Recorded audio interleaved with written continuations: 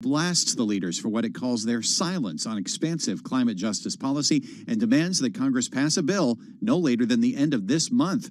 The unsigned letter comes as Schumer continues negotiations with West Virginia's Joe Manchin on a slimmed-down spending package. So far, they haven't come to agreements on climate provisions. In Washington, I'm Nathan Hager, Bloomberg Radio. Nissan may be turning over a new Leaf or likely abandoning its Leaf electric car for good.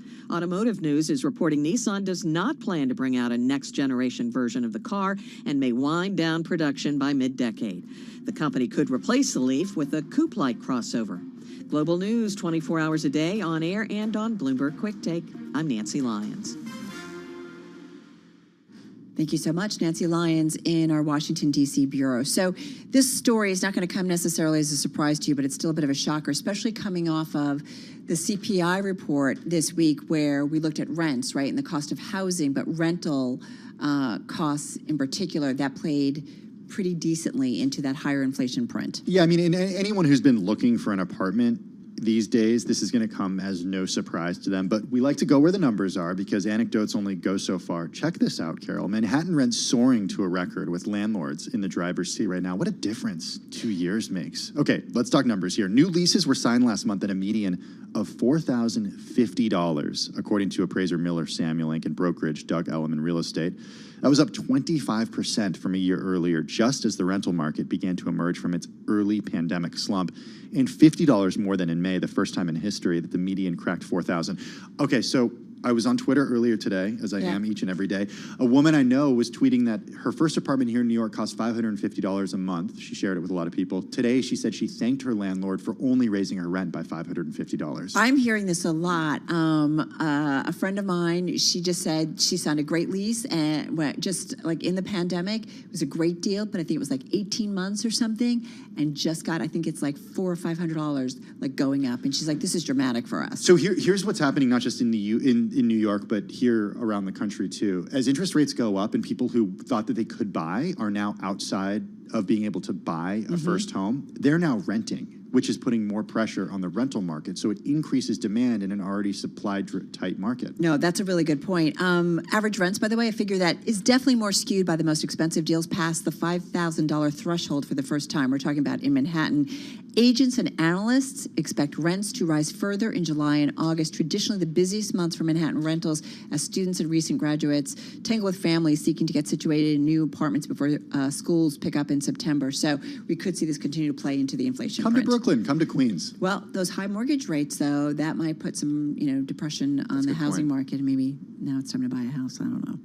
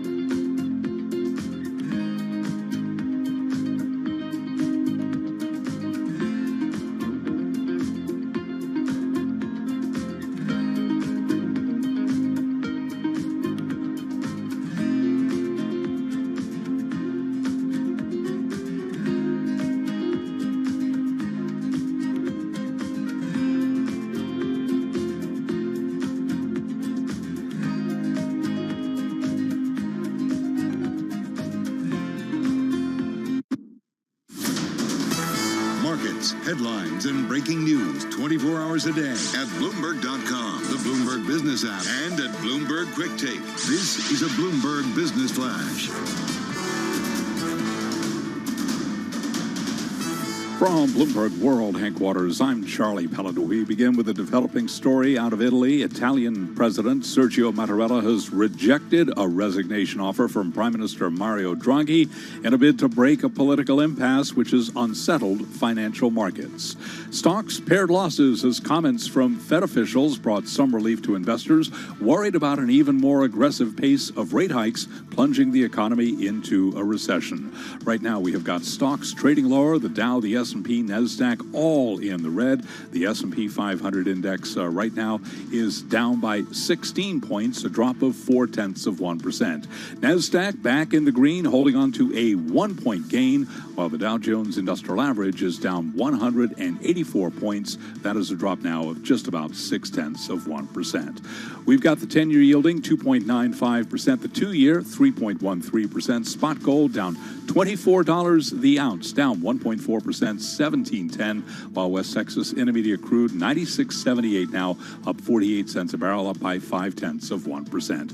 Recapping stocks mixed, the Dow, the S&P lower, NASDAQ higher, S&P down 15, down 0.4. I'm Charlie Pellet. That is a Bloomberg Business Flash. Thank you so much, Charlie Pellet. In the new issue of Bloomberg Business Week, which is out on newsstands, online at Bloomberg.com/businessweek, and on the Bloomberg, is a story about how we are living from data point to data point, careening between glee and gloom as a result. That is our life in a nutshell. Yeah, I can think of no better sort of descriptor for the last 24 hours. On the one hand, we have some news from JP Morgan. On the other hand, we get the hottest inflation since 1981. Rich Miller writes all about it, economics reporter for Bloomberg News. He joins us on the phone from Washington, D.C. Joel Weber is the editor of Bloomberg Business Week. He's with us right now in the Bloomberg Interactive Brokers studio. So, Joel, let's start with the last 24 hours. The highest inflation reading since 1981. And then Jamie Dimon this morning saying that the consumer right now is in great shape. So even if we go into a recession, they're entering that recession with less leverage and in far better shape than they did in 08 and 09. You got whiplash yet? Yeah, I do. Yes, totally. We were talking about this story. I was like, what are you supposed to think? I don't know, but whiplash is a thing for sure. I just long for the days of, I don't know, last year when things only went up. That was great, right? Everything went up except inflation, and now only inflation goes up. So yeah, that was basically what we turned to Rich and said, wow, we're feeling some whiplash, Rich. And so how much whiplash did we give you working on this story? Well, I mean, we had some good editors, so it didn't get much whiplash. But the story has a great graphic on it, which we graphed all these different indicators, and it's like spaghetti. Some of it's going up, some of it's going down. You got red, you got blue, you got purple. It just shows how confusing things are. I mean, the biggest, probably the biggest confusion, at least on the economics front, is it looks like there's a chance that gross domestic product, which is kind of the measure of the overall economy, may have sunk in the first 2 quarters of this year. And, back of the envelope, that everybody goes, wow, that screams recession. Meanwhile, you got, employers adding about like 2 million workers during the first, 2.7 million workers during the first half. So you're scratching your heads. We're producing less, but we've got 2.7 million workers.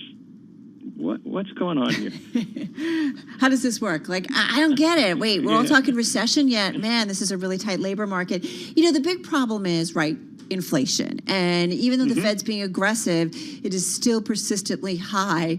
And we're all wondering, like, how quickly can it come down after we've all been saying, it'll be next month. No, it'll be next month. And that hasn't happened. Yeah. I mean, and the policymakers are, as befuddled as everybody else, basically.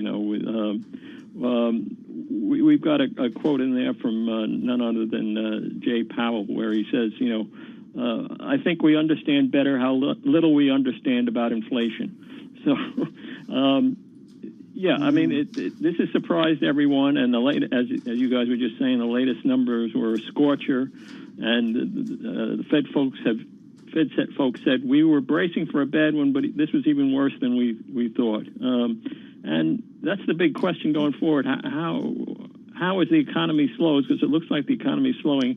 What's going to happen with this inflation rate? But in a sense, Rich, and I'm trying to just view this from an optimistic Sure. standpoint, doesn't that leave the Fed's job kind of more in the clear? If employment in this economy is so strong and inflation is still so high, it does give the Fed the breathing room to do stuff like 75 basis points or even gasp, 100 basis points rate hikes, right? Yeah. I mean, it's like everything, and it's sort of like the story. And I hate to be like sound like the two-handed economist. No, I'm not an economist. On the one hand, on the other. Yeah, on the one hand, you're right. Yeah, I mean, but on the other hand, they're trying to get inflation down, and if people are if the jobs markets are tight and people are getting wage increases, even though they're not keeping up with inflation, but if people are getting wage increases of 5 to 6% a year, companies are going to feel like, wow, geez, I got to raise my prices 5 or 6% a year just to keep up with it. So it's kind of a two-edged sword, and they're trying to sort of, thread the needle here. Somebody said to me they're trying to thread the needle wearing oven mitts while they're sitting in the dark. I mean, it's not exactly an easy task. It's impossible. Okay, so that might mean that there's some more whiplash to come, Rich. So Definitely. what are the next data points and signals that you and others are going to be watching we got some as we brace tomorrow. here? Tomorrow, actually, there's going to be two sort of important ones. Two of the more important ones before the Fed. Fed officials stop talking publicly about 1 week before they go into what they call a dark period. About 1 week before they meet. So that dark period starting Friday. But before they do that, we got two big ones. There's retail sales. So there's been some signs that consumers are pulling back a little, though you can't necessarily tell that if you go to the airport. But there are some signs of consumers pulling back a bit, and so that retail sales number is going to be big. And then we got something called the University of Michigan household survey, and they asked people, well, what do you think inflation is going to be 3 to 5 years from now? And the Fed watches that like a hawk. In fact, if that's going up, and it sort of tentatively went up last time, that was the reason they went 75 basis points last time. So, I mean, if that went up a lot, maybe that would tip them to this 100 basis points that people are sort of chattering about now after. That's what happened last time. Well, and Yep, exactly. We've talked so much about the importance of sentiment, right? We know the Fed Mm-hmm. is watching this very closely because sentiment can become very quickly reality, whether it's how consumers spend or what investors invest or not invest in. Right. Yeah, it's like it's like the whole self-fulfilling prophecy, right? There's a couple of different ways it works, but one, you remember during the early parts of COVID, when we all thought we were going to run out of toilet paper, right? Everybody runs to the store and buys toilet paper, and lo and behold, there's no toilet paper left, right? But I've got like 15 rolls at home, right? So, and everybody else does too. If everybody thinks inflation is going to be really taking off, people will start, buying ahead of time, and that pushes inflation up. So you sort of, you can talk yourself into higher inflation. Hey, Rich, before we let you go, we got 30 seconds left. Sure. For our investing audience, what do they need to expect when it comes to whiplash here? What do they need to know? Strap yourself in. Yes, right. Strap yourself in, watch the VIX, because that's probably going to tell you what's going on. Remember that barf bag on the cover a couple weeks ago?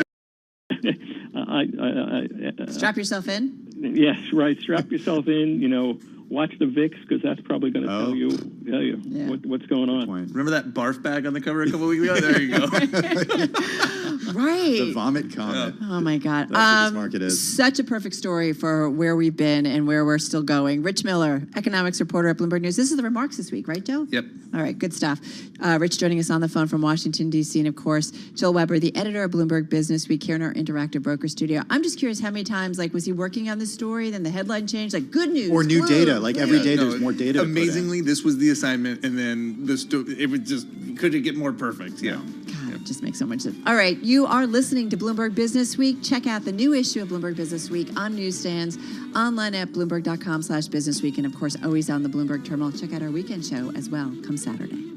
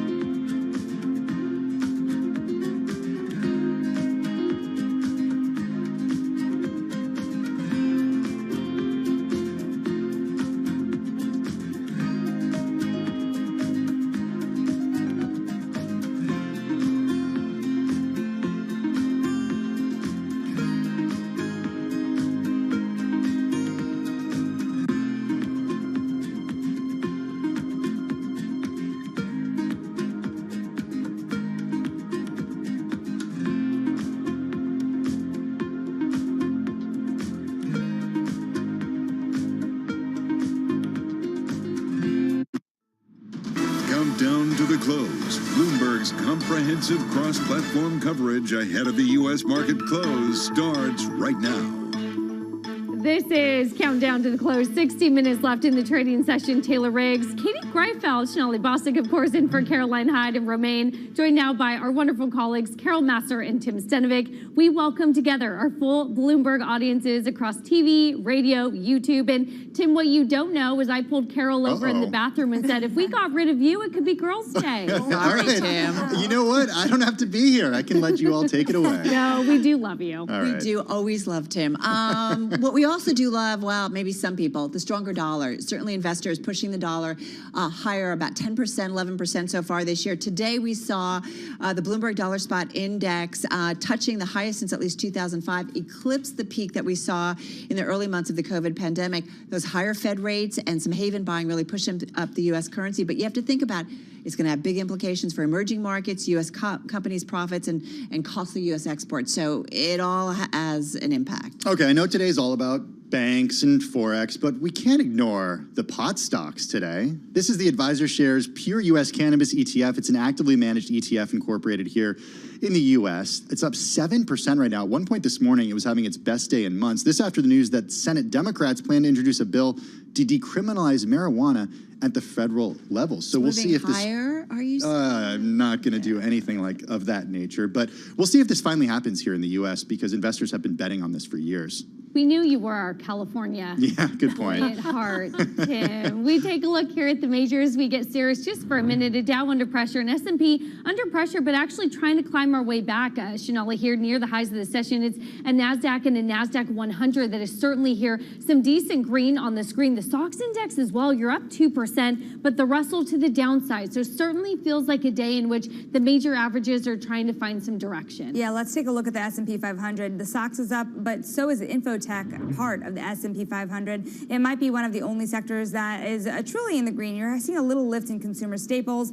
You know, you'd think that financials would be the biggest decliner on the day. It is down 1.7%, but it's actually energy that has the steeper decline at 2.4%. Even still, if you look at the individual movers, you are seeing a move lower in those big bank names. Of course, JP Morgan temporarily suspending share buybacks. That was the big headline this morning, in addition to missing earnings. Off its absolute lows, but still down 3.5%. I wanted to point out Costco, though.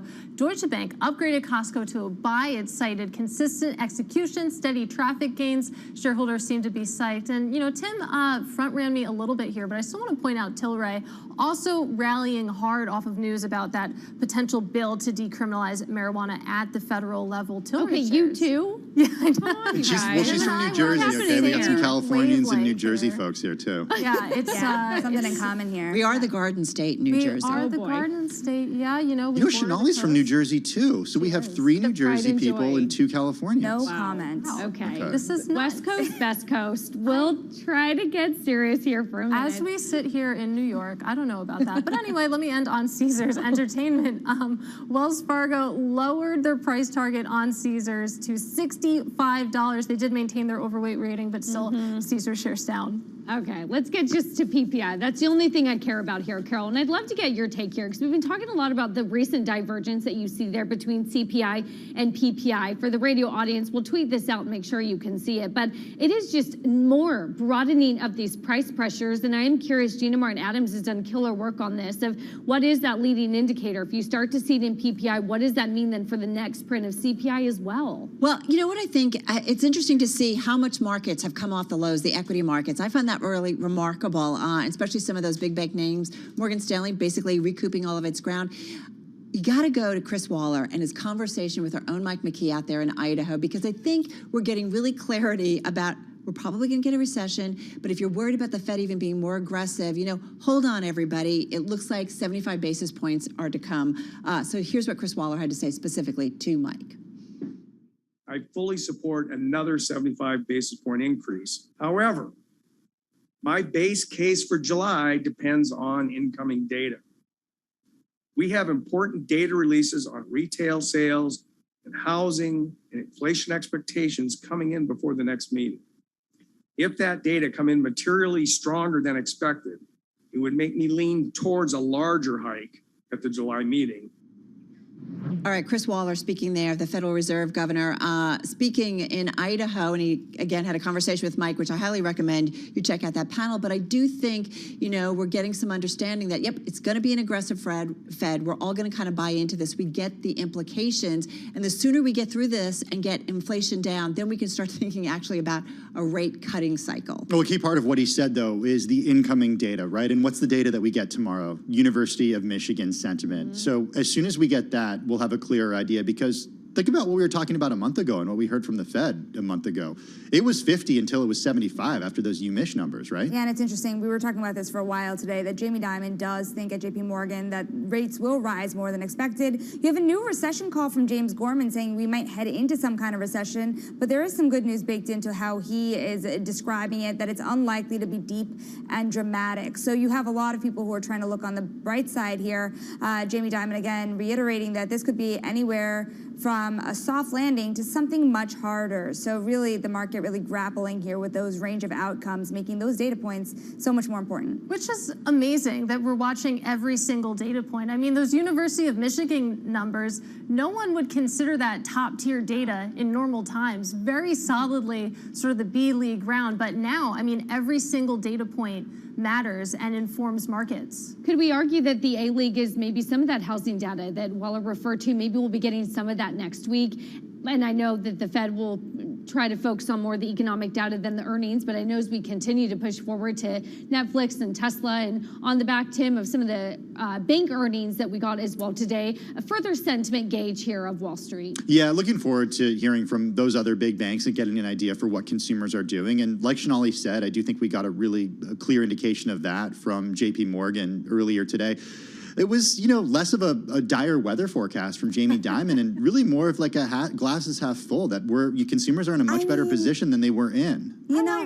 I miss the weather metaphors. There's the weather metaphors, and then there's the numbers. We have to remember that there's still a provisioning for loan losses here and preparation for a tougher economic environment. We are not out of the woods. Yeah, and he gave quite a range, and he's watching geopolitically what's going on. I mean, it's what's going on globally and how that impacts the whole world. We're going to continue this conversation. We'll be back in less than an hour's time. Our cross-platform coverage on radio, TV, and YouTube. The Women and Tim, that's what we're going to call it. Beyond the Bell, we'll count you down to the close on this Thursday.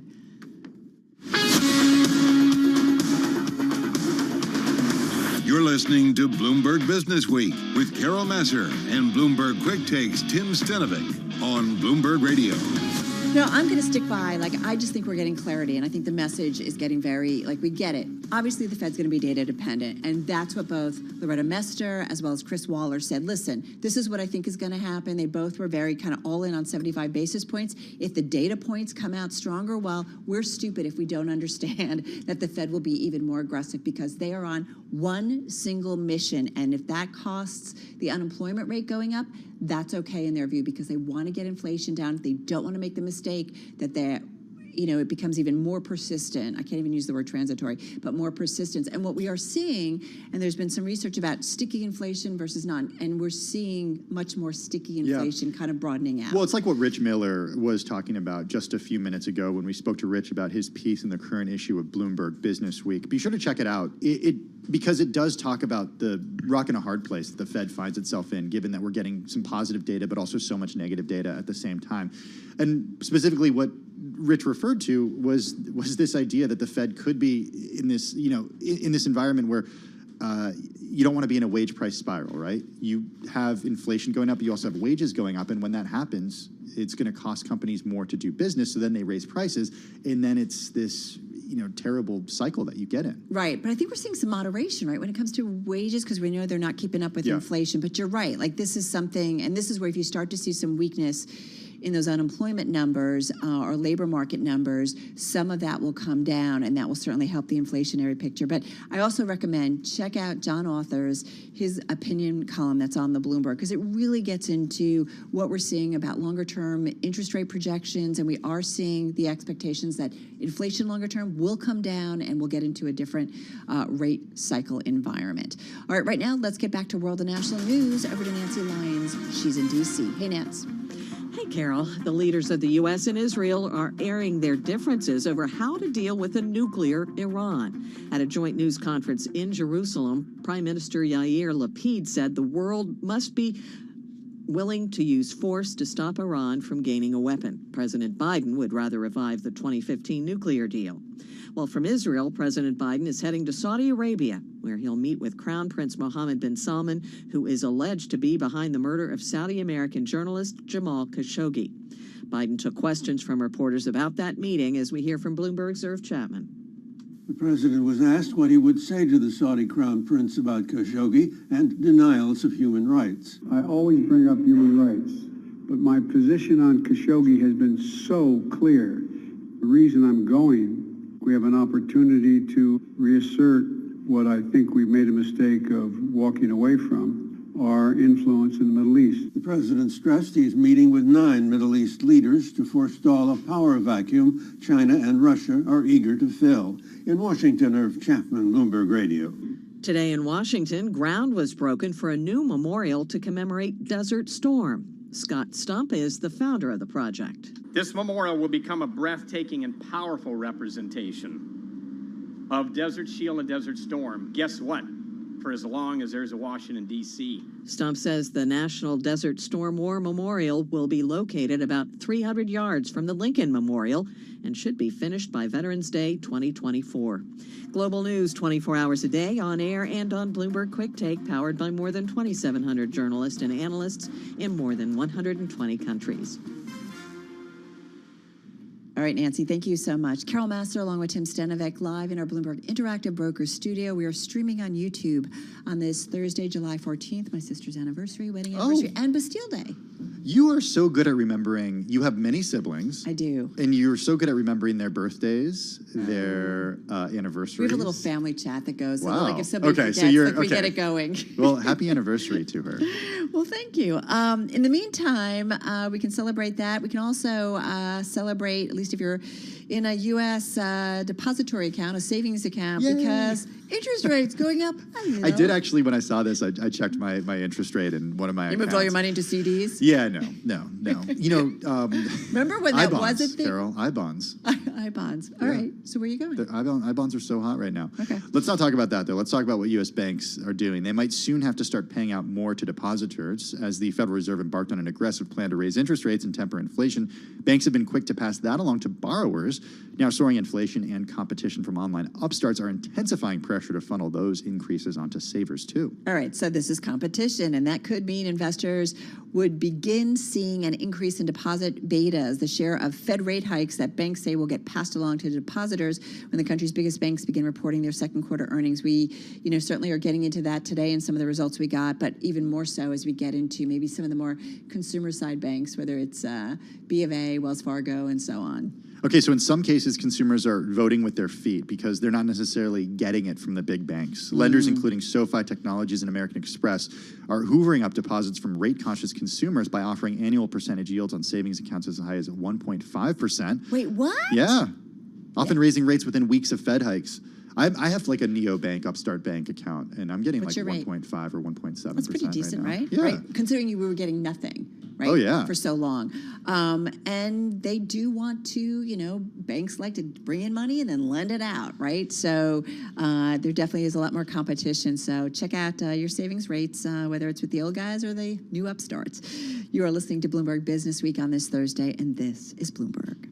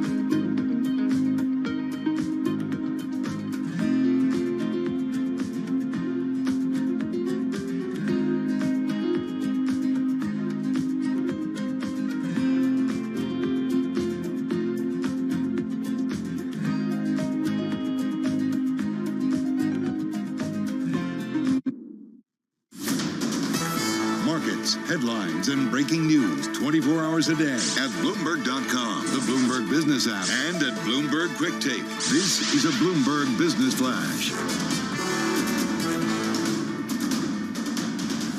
From Bloomberg World Headquarters, I'm Charlie Pellet. Stocks are lower across the board. The Dow, the S&P, NASDAQ, all on the minus side, but we are off session lows, so let's head right over to the first word breaking news desk for today's afternoon call. And here he is, Bill Maloney. And good afternoon, Charlie. That's right. U.S. stocks trading well off their session lows, with the Dow currently down 163 points, was down 628. S&P's dropped 14, while the NASDAQ is lower by just 7.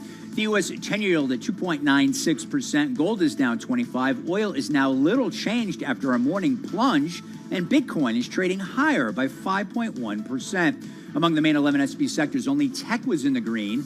Leaders to the upside in the Dow, Apple, Walmart, and Intel, while travelers led to the downside. After earnings, J.P. Morgan fell 3.8%. Morgan Stanley dropped 0.5%. And in other news, the Fed's Waller says the market may have gotten a little ahead of itself on 100 basis points. Wrapping things up, Italy's Mario Draghi said he will resign.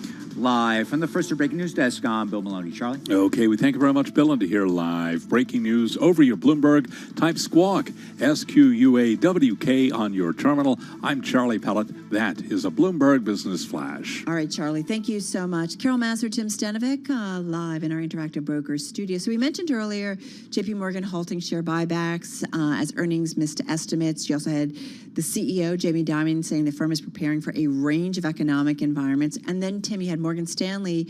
They did have a surge in fixed income revenue, but it wasn't enough to really make up for a big investment banking revenue miss. But I will say, Morgan Stanley in particular, that stock is little changed and has really recouped. Am I going to have to give it away? It's no longer a decliner?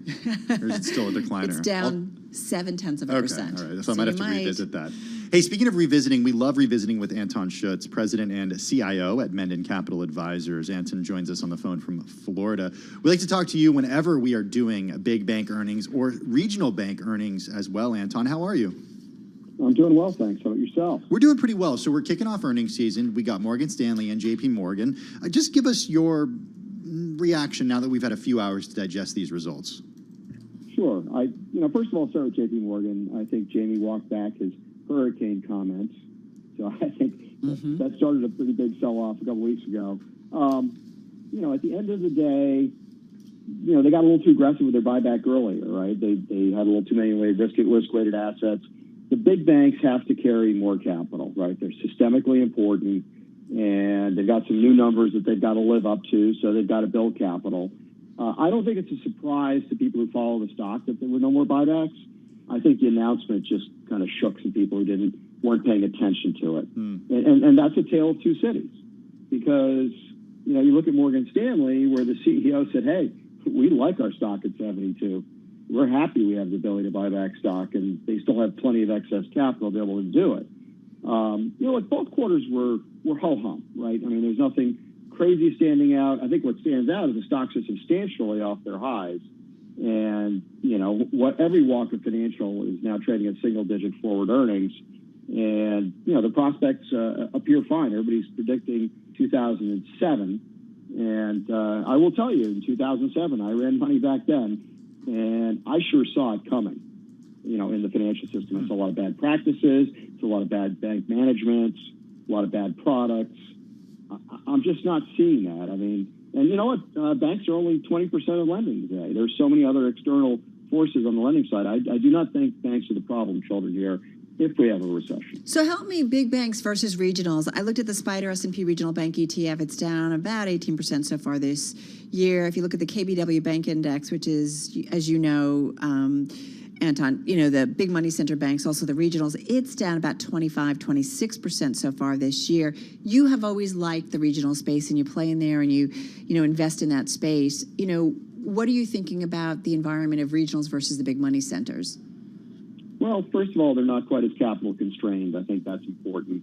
The regulators, are all over the big banks, and particularly the smaller community banks have got a good standing with the regulators. So I think that that's an advantage. I also think you can play geography with regional banks. You can go to parts of the economy or the country that are growing far above trend, And, if you look at places like Texas, are we going to have a recession in Texas? Yeah, maybe it might slow down, but I'm not sure we have a recession. That, the amount of jobs that are creating there, people moving there, companies moving there, I don't think that stops even if the U.S. enters a recession. Same thing probably goes for Tennessee or Florida. So you get to literally laser focus and say, I want to be in those states. Because corporations and people are moving there. But, inflation affects everybody. And if we start to see demand destruction because gas gets so expensive that people stop doing things and they pull back in other parts of their lives too because they're expecting inflation to go up, then that's a real concern because consumer spending amounts to so much when it comes to our economy. Agreed. On a national basis, you're spot on. However, those parts are going to keep growing anyway. People are still going to be moving. Corporations are still going to relocate, and they're still going to, think about cost of living, right? You live in the greater New York area. What does it cost you to live there? Versus, well, the average in Manhattan is $4,050 a month for a rental. We just learned today. So, there's a lot of reasons to keep moving. I think that's going to continue. I think that will happen. Also, look, the rate environment. When have banks actually had the ability to have interest rate margin? JP Morgan actually on its call guided up for $2 billion more this year of net interest income. So, it matters. It'll matter a lot to a lot of the banks that have really good deposits.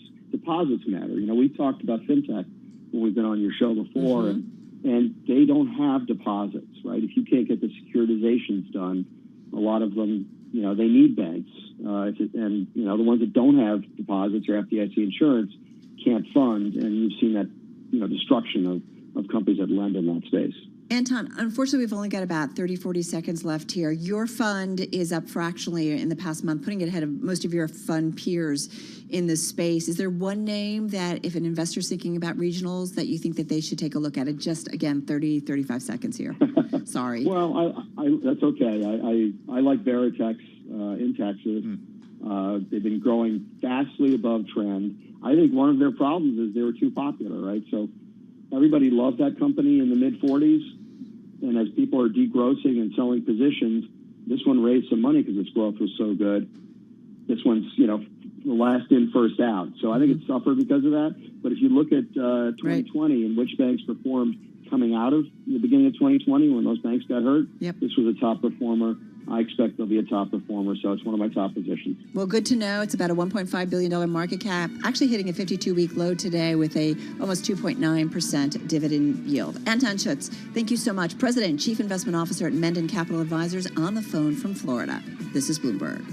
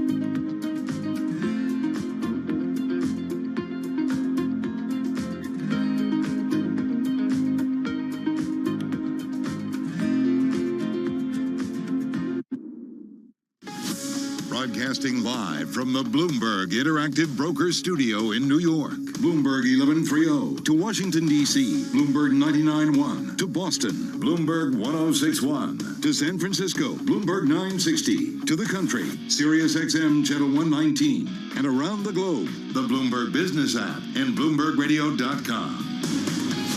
This is Bloomberg Business Week. It's Bloomberg Business Week. Tim Stenevec and Carol Massa were live in the Bloomberg Interactive Brokers studio.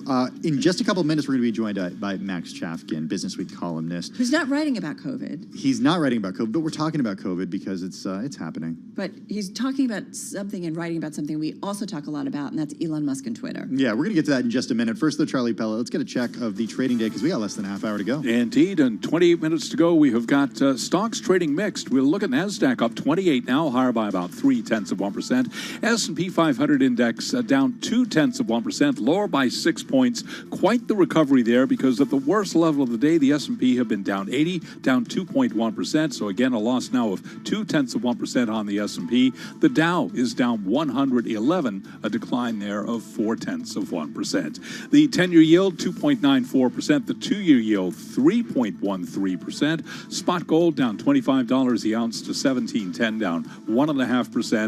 West Texas Intermediate crude virtually unchanged, up 2 cents right now, 96.32 for a barrel of WTI. Stocks came well off session lows as comments from Federal Reserve officials brought some relief to investors worried about a more aggressive pace of rate hikes sinking the economy into a recession. Certainly fears of a more hawkish Fed drove stocks lower. Subhadra Rajappa is head of U.S. rate strategy at Societe Generale. In the U.S., you're seeing the steady rise in inflation prints, the Fed acting aggressively as predicted, and then the very sharp inversion of the yield curve because of that. And the market's starting to price in a much higher probability of a recession, that leading to potentially Fed funds rate peaking around 3.5 to 3.75%, and then cuts being priced in for next year. Subhadra Rajappa of Societe Generale. Back-to-school shoppers are expected to spend a record amount this year, with consumers facing higher prices and fretting over economic conditions. That according to a survey out from Deloitte. Today, we're looking at a number of back-to-school retailers. Those stocks trading mixed. Walmart up 2.1%, Target up 0.6%, Kohl's down 3.3%. Recapping, S&P lower by 6, down 0.2. I'm Charlie Pellet. That is a Bloomberg Business Flash. All right, we're talking baby mamas for Elon Musk. Can we say that? Is that like politically? No, you can't. You can't All right. So shares of Tesla were down 3.25% earlier in the session. They're now now they're actually up about 0.5%. Some news late yesterday about the company's head of AI leaving. But I got to say, the thing we'd love to focus on is not the baby mamas. Look, Tim's like, I'm just horrified. I'm horrified right now. Just move past it. We want to talk about his I'm in love, I'm pursuing Twitter, and then all of a sudden I'm like, no, not so much. So we got a great voice to talk all about it, and who wrote all about it in a new column that's out today. Max Chafkin is features editor. Excuse me, that's his old title. Max Chafkin is now Business Week columnist for Bloomberg Business Week. And Max, it's always awesome to have you with us. Thanks so much for joining us. You got a new column out today. No winners in this botched Twitter deal. So shareholders are worse off, employees are worse off. What about for potential future deals that Musk wants to do? Yeah, well, even when this happened, there were people out there saying, hey, remember the last time Elon Musk said he was buying a company, when he attempted to take Tesla private and said he had funding secured, there was a giant SEC thing, and it kind of turned out, when he said funding secure, he didn't exactly mean that he had secured the funding. So there are a lot of people saying, maybe we shouldn't take this deal seriously. On the other hand, Elon Musk is, the world's richest person, and I think a lot of the bankers and the lawyers and basically all of the people involved in this went in thinking, maybe there's a chance he's just joking, or he'll pull out, or he'll change his mind. He's famously, very mercurial. On the other hand, if this goes through, it's going to be one of the biggest buyouts ever, and it's going to be a huge opportunity for us. So I think there was a lot of, in retrospect, people were kind of kidding themselves, and maybe, some selfishness and some greed. Yeah, I mean, people are going to still take his calls, no doubt about it. What is it? I do think about internally what's going on at the company, because first of all, it's been tortured right up to this point, and then if you're talking Twitter, yes, Twitter specifically. So if the deal goes through, though, they're going to get potentially an owner who maybe doesn't really want the company anymore. Like, I think about them and what's facing their future. Yeah, I mean, and that's quite a few steps ahead because, of course, there's going to be this gigantic legal battle that's going to play out in Delaware. I mean, the thing that's kind of wild about this is Twitter has always been a sort of bumbling company. You know, the joke about Twitter has been like people have been talking about the edit button for like a decade, and nothing's happened. And of course that was one of Musk's things that he was very interested in doing. And so it's one of these companies where you're like, would it be possible to screw this thing up any more than it already is? And I think the answer is we're finding out yes. There are reports coming out that ad sales, not surprisingly, are struggling. You have a lot of the salespeople leaving because it doesn't feel super good if you're in sales to have the prospective owner bashing you in public. You have all of this uncertainty kind of on the product side. They basically have stopped doing anything because they figured Musk was coming in. And so there's been just a ton of damage, both damage to the employees who don't have recourse in a court or in a lawsuit. They just sort of have to deal with this. And then, of course, the shareholders who watch the company, go from being worth, a lot more even than Musk's offer, falling. And then, Musk makes this offer, the stock goes up to $52 a share, and then he starts this kind of like drumbeat of attacks. And the stock is way down. Now, some of that has to do with the tech downturn, and actually, when you look at Twitter, it hasn't fallen as far as some tech stocks because you did have the prospect of this offer kind of like anchoring the price. But having somebody as influential and smart and well followed as Elon Musk, just kind of going after you every day probably doesn't help either. Hey, Max, just in the last minute we have with you, one of the reasons we want to talk to you is because you did so much reporting on Elon Musk from 20 years ago for your book, The Contrarian, Peter Thiel and Silicon Valley's Pursuit of Power. Is the Elon Musk that we see in 2022, who's tweeting to 100.5 million followers, is that the Elon Musk that crossed paths with Peter Thiel in the early days of PayPal? Is this behavior, in other words, typical Elon? I mean, he's always been a kind of erratic, shoot from the hip guy, and there are anecdotes about him, as you say, from 20 years ago, doing sort of slightly crazy things. And even the creation of SpaceX and Tesla, those were very audacious, maybe even borderline crazy. I mean, the difference is now that this Elon Musk has, more than $100 billion and is one of the most famous people on Earth and can kind of move markets by just tweeting. And so I think you have somebody who is still behaving with the same kind of, elbows out recklessness that allowed him to become this successful person. But all of a sudden, courts and investors and others are asking him to maybe behave a little bit more responsibly. And you do wonder, depending on the outcome of this suit, does it embolden other CEOs to act differently? Just got a few seconds here. Yeah, and I think that's the real danger, because if Musk is able to just walk away from this based on what feels like a flimsy pretext, I don't see any reason why you wouldn't have other CEOs kind of trying the same thing. Unbelievable. Great story. Max Chafkin, features editor. He's been Business features Week editor, columnist. now Business Week columnist, author. He does it all. Someone else who does it all is Nancy Lyons in D.C. with an update on world and national news. Hey, Nance. But anyway, President Biden is committing to extending an agreement that provides billions of dollars for the Israeli military. He signed a joint declaration today with Israel's Prime Minister Yair Lapid. You have an ironclad commitment from the United States of America to Israel's security, an ironclad commitment. We'll make sure that Israel can defend itself by itself. The document also says the two countries will never allow Iran to acquire a nuclear bomb. Ukrainian officials say Russian missiles killed at least 21 people and wounded more than 100 in a city in central Ukraine, about 160 miles south of Kyiv. Ukrainian President Volodymyr Zelensky called the attack on offices and residential buildings an open act of terrorism against civilians in places with no military value. Donald Trump reportedly is looking at announcing in September that he'll run for president again. The Washington Post reports allies are telling the former president announcing before the November midterm elections will drive turnout to help Republicans take over Congress. Authorities in the remote, rugged mountains of far southwestern Virginia say the 44 people reported missing after flash flooding have all been located and are safe. No fatalities have been reported. Billy Crimes is with the Virginia Office of Emergency Management.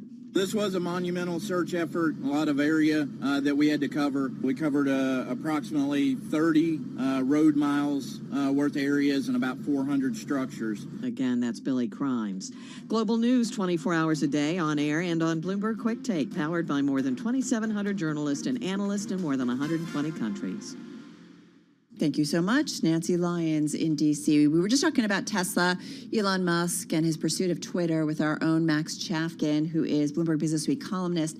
Tesla shares, which were down more than 3.25% earlier in the session, really reflective of the turnaround we've seen in the overall broader market, because Tesla shares now are pretty much unchanged, just up fractionally, but barely. In the meantime, some of the pressure that we saw in Tesla maybe had to do with Tesla's head of AI leaving. It was the top artificial intelligence executive, a key figure behind its driver assistance system, Autopilot, leaving Tesla after a months-long sabbatical. And we're talking about Andrej, I guess it is? Yeah, Karparthy. Karparthy, who joined Tesla back in 2017. But I guess there's been a series, the departures adding to a long line of turnover atop the Autopilot group, which has struggled to realize Elon Musk's autonomous ambitions. Yeah, nice story from our own Mark Gurman and Ed Ludlow out. Here's what Karpathy wrote on Twitter, quote, "It's been a great pleasure to help Tesla towards its goals over the last 5 years and a difficult decision to part ways. In that time, Autopilot graduated from lane keeping to city streets, and I look forward to seeing the exceptionally strong Autopilot team continue that momentum." Carol, I think it was 3 years ago at this point, we were supposed to have a fleet of robo-taxis from Tesla that still has not materialized, obviously. Yeah. So Tesla's got a long way to go when it comes to full self-driving. I'm going to say it's tricky, like we know it, right, as we drive around. Even though cars have become much more advanced technologically, many of them drive themselves because of all of the safety mechanisms that are now in cars, but we're not quite there yet. In the meantime, just kind of a related story by our Elaine Chen and our own Katie Greifeld. America's first leveraged single stock ETFs debuting today, launching into a miserable year for U.S. equities. And basically, it's AXS Investments launching 8 exchange-traded funds that allow investors to make inverse or leverage bets on single companies such as Tesla, NVIDIA, and PayPal Holdings. Yeah, they're big business in Europe, these products, but AXSs will be the first of their kind in the world's largest market here in the U.S. Interesting. So it's like doing a short trade or something? Yes. I guess, inverse. Anyway, check out more of that story. Just head to Bloomberg.com. You are listening and watching Bloomberg Radio.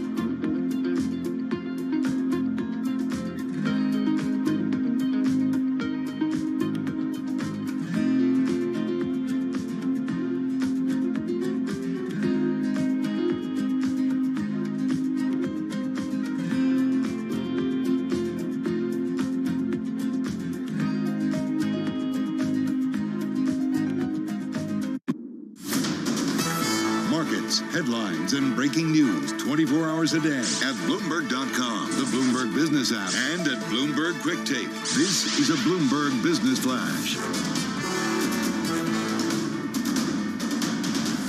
From Bloomberg World Headquarters, I'm Charlie Pella. 13 minutes to go ahead of the closing bell with the Dow, the S&P, and NASDAQ all in the red right now.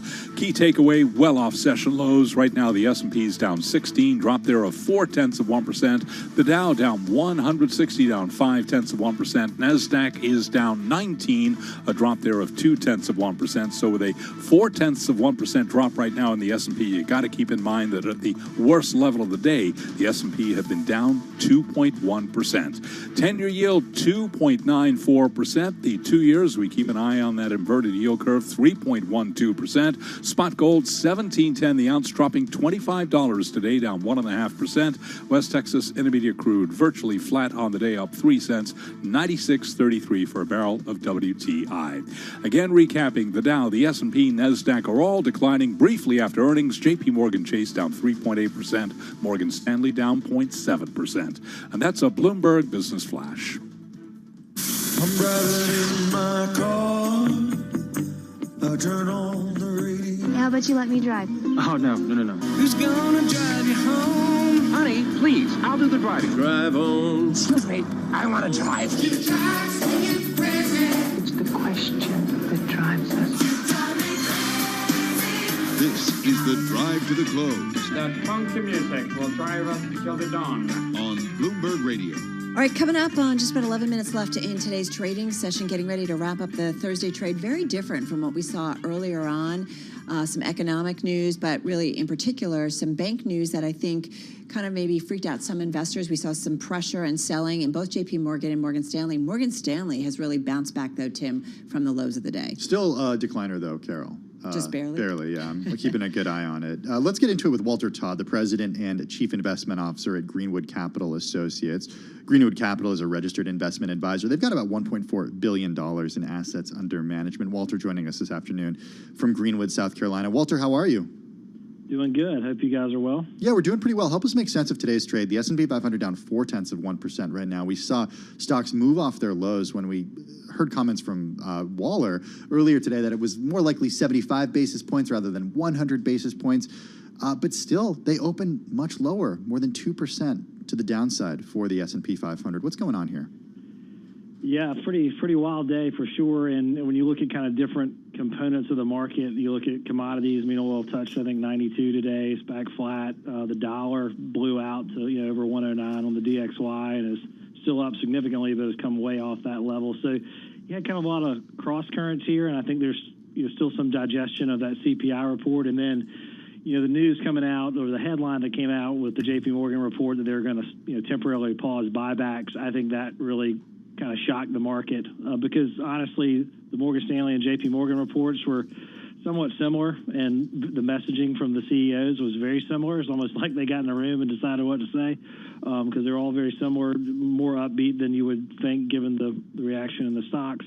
But the difference was that buyback halt by J.P. Morgan. I think that kind of set a negative tone for the day. Are you seeing any signs technically that say maybe we are nearing a bottom, certainly on the equity side of things? And I think about when you were on with us, Walter, back in February, you pointed out at the time that the S&P was down, I think, at that point, just about 10% from its highs, but the average stock was down 20% or more, right? I love when we kind of start to dig deeper into the layers of the market to get an idea of kind of really what's going on. What are you seeing today, maybe what it tells you about where we go from here? Yeah, it's a great point. And when you look at kind of the first quarter, if you will, coming out of that March, we had that huge rally into the end of the first quarter, and then we took another leg lower here in the second quarter, particularly in June. But what you saw when the S&P made a new low in June is that the number of absolute new lows in the market actually decreased a little bit. So the breadth looked a little bit better. Having said that, today doesn't look great, but in general, I would say over the past month, you started to see the breadth a little bit better, even though the overall index continues to trade lower. So to answer your question, I think this 3675 level, 3700 levels, pretty important. It's, above the lows that we reached last month. If we can hold that, perhaps we can, kind of set a foundation to move higher. A lot of negativity heading into earnings. So we'll see how, stocks react to these numbers as they come out. Well, let's talk a little bit about those numbers and what we expect from companies right now. What are you going to be looking for specifically to see if companies are actually saying, hey, wait a second, the current economic environment is just as bad as people think?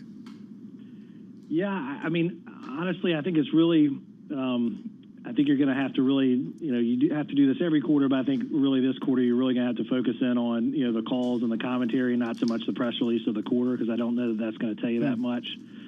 So for example, listening to the JP Morgan call today, again, the commentary was more upbeat than if you kind of read the press release and the headlines that came out with the earnings report. And then importantly, how do the stocks react to any type of guidance that's given?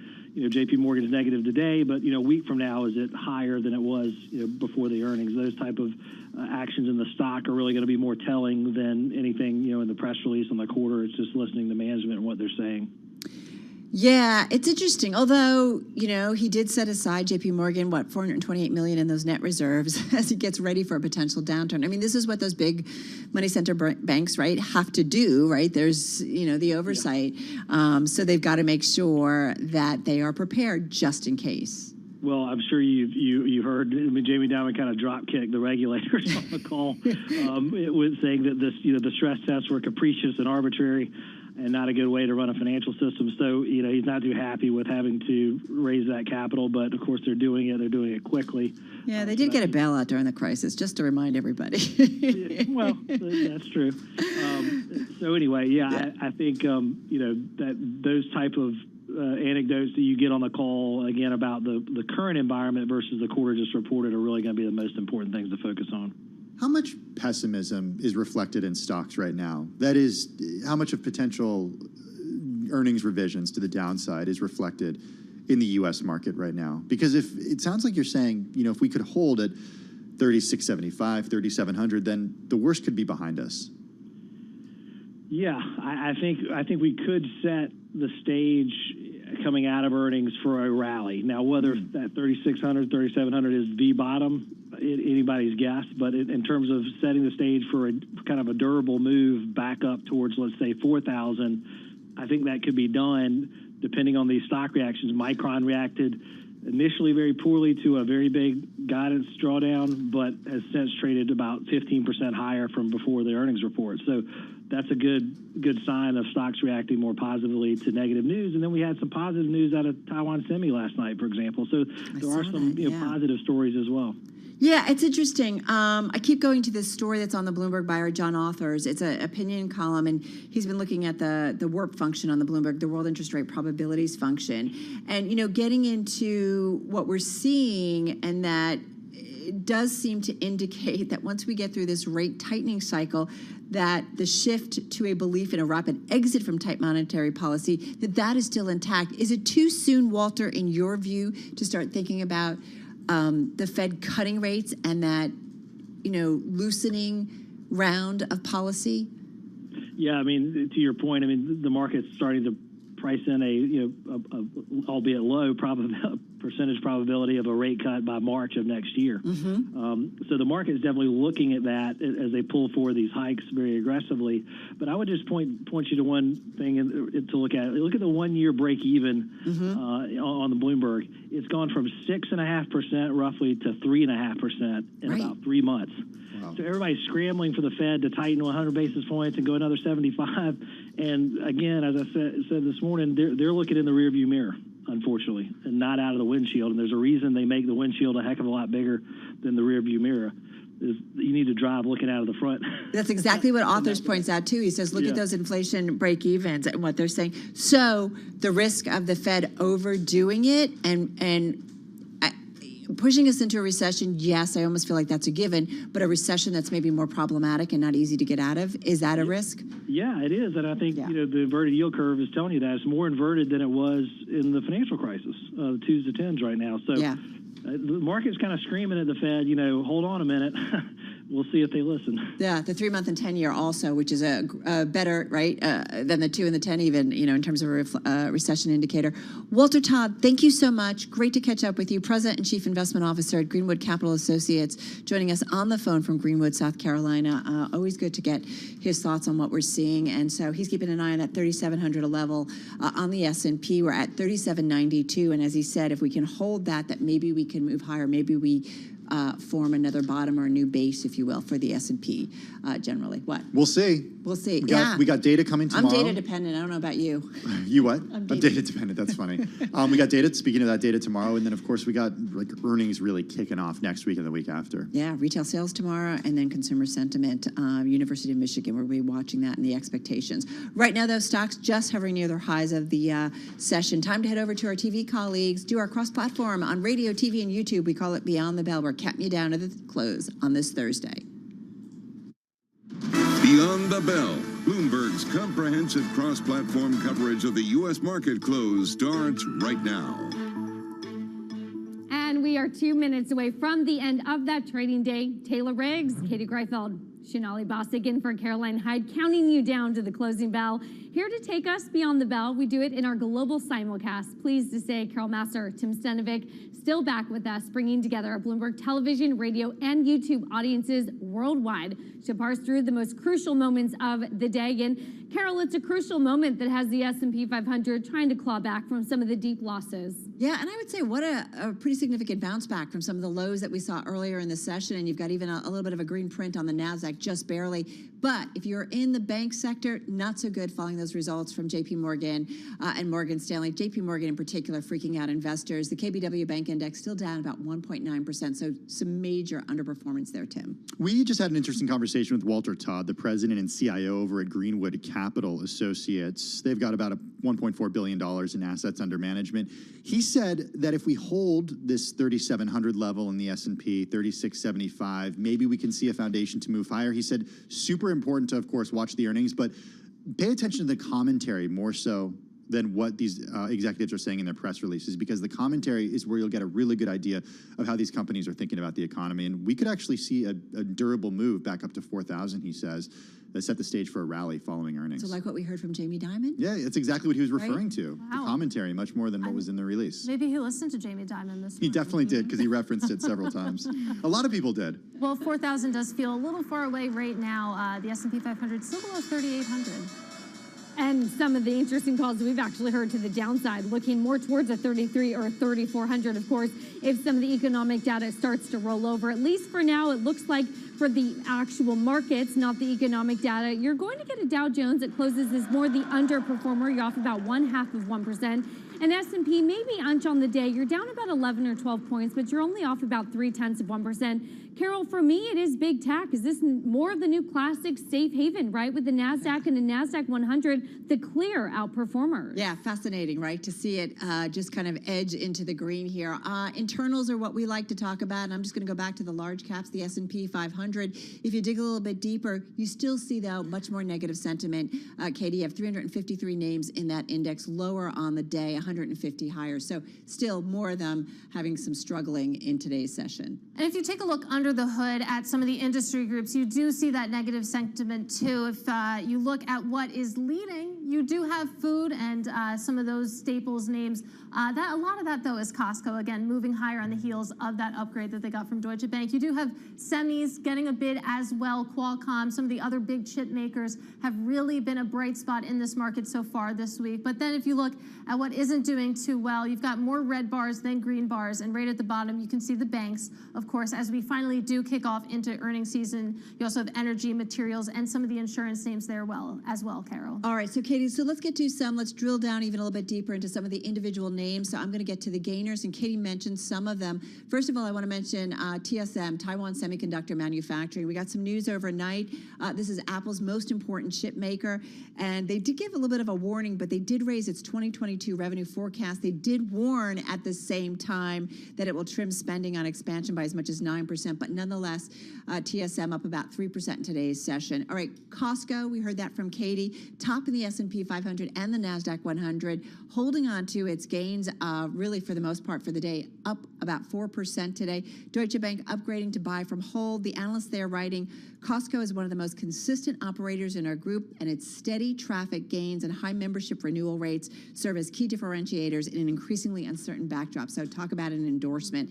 And then let's get to Qualcomm. It was up about 4.6%, top of the NASDAQ 100, number one in the S&P 500. The JP Morgan analyst over there saying, reiterating its overweight rating, but put the company on the firm's analyst focus list. And here's what they had to say. It was a valuation call, Taylor. They said the stock offers a large potential upside for investors if Qualcomm continues to gain shares against competitors. So a little bit of an if, but nonetheless, that stock up 4.6%. I'm going to give you another sort of big fundamental mover here, Carol. Take a look at shares of Pinterest, at one point spiking up about 19%. This is after a report from Dow Jones that Elliott Management has taken a more than 9% stake in that company. So again, jumping after Elliott Management, according to reports from Dow Jones, maybe setting his sights on Pinterest. Tim's certainly a huge mover now to the upside in post-market, now 25%. Yeah, as Dow Jones reminds us, though, that one of the co-founders of Pinterest, Ben Silbermann, who stepped down just a few months ago for Bill Reddy to take over, he has quite a big voting stake in the company. So we'll see what Elliott could do when it comes to forcing changes there. We'll keep an eye on Pinterest. Shares higher by 25% right now. Let's talk about some of the decliners in today's market. JP Morgan Chase finishing the day down by 3.5%, closing at its lowest level since November of 2020. We've been talking about it all day. The company halting share buybacks, earnings missed estimates. The company did also add $428 million that it sets aside for potentially sour loans, reflecting a, quote, modest deterioration in the economic outlook. Morgan Stanley also finishing the day down just fractionally, 0.4%. It was down nearly 4% earlier in the day after it reported worse than expected second quarter results, Shonali, including revenue of $13.1 billion compared to expectations for $13.3 billion. Shonali, you were on that call. What were your takeaways? Yeah, there were a few things here, and it was how uncertain the second half of the year is, Tim. However, even with those uncertainties, you're seeing the trading businesses, the wealth businesses hold up a lot better than the consumer-focused businesses, even though that trading environment is still uncertain. I've got to say, since the high of last year, JP Morgan has lost more than $200 billion worth of its market value. That's a lot. Yes, definitely a lot. And you are seeing so many banks now trading below their book value. And, you know, we haven't seen the worst of it potentially yet. There's a lot of expectations here among Wall Street analysts that provisions for loan losses will start to rise more as the year goes on. We have not seen the face of a recession yet. All right, and we still have many banks to hear from, not just the big ones coming up tomorrow and next week, but of course also the regionals that we continue to hear from. Taylor, I want to check in on one more. Novavax giving up that recent rally, shares falling today by more than 25% after regulators in the EU updated the product label to include information about a severe allergic reaction. Look at that, down 26% today. I want to do yields as well. When you think about sort of a big story that we've had today, it's been all about sort of finding some direction, right, within these markets. You have bond yields, at least on a 2-year yield, coming down by about 2 basis points. Further out, Shonali, on the 5s and the 10s actually rising. So bond market searching for direction. Yeah, I also want to get to some breaking news here too, because this is a big deal, a big move. Alphabet is adding former Goldman Sachs Chief Financial Officer Martin Chavez to its board. Remember, Marty Chavez was known for helping Goldman Sachs really transform on the technology front. And Alphabet, as we know, is one of those tech companies with a lot of financial ambitions. Marty now works at Sixth Street, which is a big private investment manager. The world is getting quite interesting on the talent front, guys. What's the implications of this? Like, I think about board members, right, when they announce it. This is, I guess, the first change to the Alphabet board since 2020. That's when we saw Eric Schmidt depart the board. So what are the implications? What does this mean potentially in terms of what Alphabet does going forward? Yeah, it's a great question, too. And you mentioned Eric Schmidt. Eric Schmidt and Marty actually know each other very well. But you have to wonder what the broader ambitions are here for Alphabet to get deeper into financial services, even cryptocurrencies. Marty was one of the first people really to talk to me at length about digital assets at scale across the world. And, you know, he thinks a lot about cybersecurity. We think a lot about what, you know, he worries about and thinks about, both from his former perch at Goldman and now on the board of Alphabet as he joins, worrying about cyber risks ahead.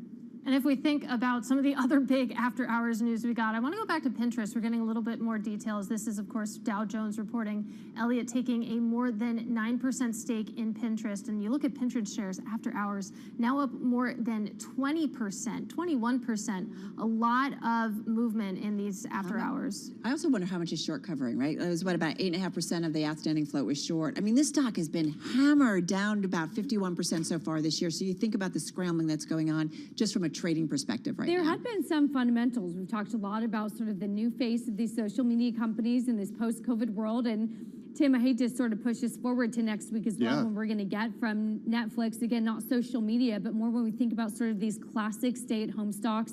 Snap, of course, I know that you've been all over that stock in your coverage in the previous years about how the consumers are consuming, the health of the consumer, and how in this reopening trade we think about these traditional sort of stocks and e-commerce as well. No, but you make a really good point about Netflix, Taylor, because if we think back to 3 months ago where we were, it was sort of the canary in the coal mine for the decline that we saw in the most recent quarter of not just tech stocks, but of the greater market. So we'll be watching closely to hear from Netflix about the health of the consumer. And then, of course, all those details about that ad-supported model that many people thought it would never, ever do. Well, speaking of the consumer, we get a read on the consumer tomorrow, retail sales for the month of June, then also the University of Michigan will get sentiment and expectations in terms of what consumers are thinking. So lots to kind of wrap up the week. And then a few more bank earnings. So Shonali, get some sleep. All right, we got to run, guys. That does it for our cross-platform coverage on radio, on TV, and YouTube. Beyond the Bell, we will be back again, same time, same place tomorrow.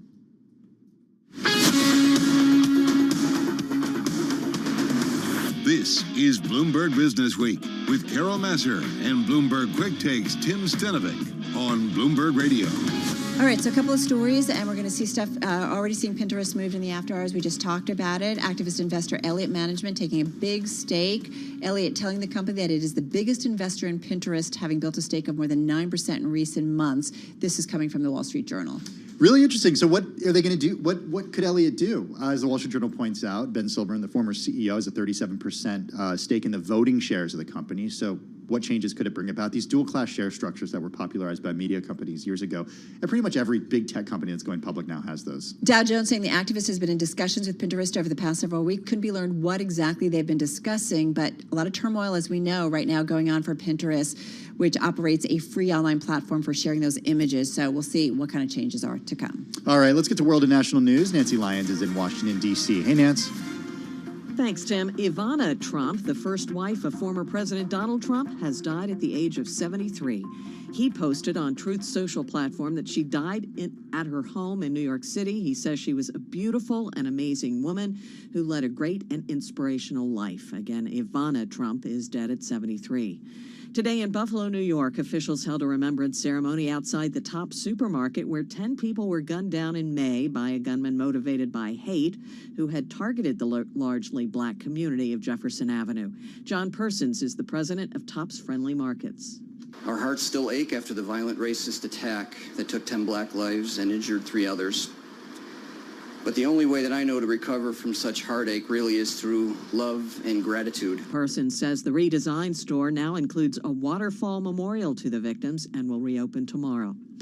The leaders of the U.S. and Israel have been airing their differences over how to deal with a nuclear Iran. Prime Minister Yair Lapid says the world must be willing to use force to stop Iran from gaining a weapon, but President Biden would prefer reviving the 2015 nuclear deal. I continue to believe that diplomacy is the best way to achieve this outcome, and will continue to work with Israel to counter other threats from Iran throughout the region. The president admits, though, the U.S. will not wait forever for Iran to rejoin the deal. Italian President Sergio Mattarella has rejected Mario Draghi's offer to resign as prime minister, leaving the government in limbo. Draghi tendered his resignation after a party in his coalition boycotted a confidence vote over Draghi's response to the economic crisis. Global news 24 hours a day, on air and on Bloomberg Quick Take, powered by more than 2,700 journalists and analysts in more than 120 countries. All right, Nance, thank you so much. Carol Massar, Tim Stanovic. It is Thursday, July 14th. A bunch of news coming out after the close. Yeah, let's start with Pinterest. Shares just surging in the after hours right now. After Dow Jones is reporting that Elliott has taken a more than 9% stake in the company. The change from when the market closed, Carol, up more than 20% right now. You know, the stock at one time was an $80 stock. That was just Not last that long year. ago. Last year. It's now 17 and change. As you said, in the after hours, it's up about 20%. It is down about 50%, 50%. So far year to date. So what does Elliott do with I don't Pinterest? know. I don't know. I mean, like, what can you do? So it's a free online platform, Yeah, right? it's a social media. Yeah, I mean, and people, a lot of people who are in sort of the Do you household use it? formation Have you stage used it? use it for your wedding. And then what? That's the question. I mean, that's not a.